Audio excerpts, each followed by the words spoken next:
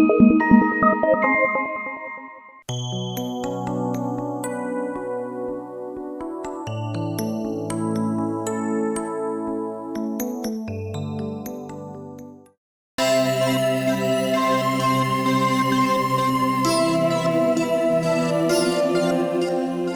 the tea bag to the length of the broken nail.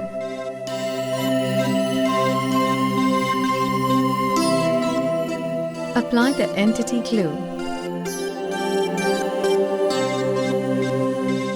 Place the tea bag on the broken nail.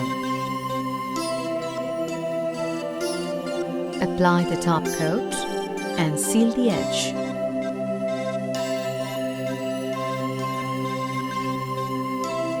Scratch it gently to make it smooth and even.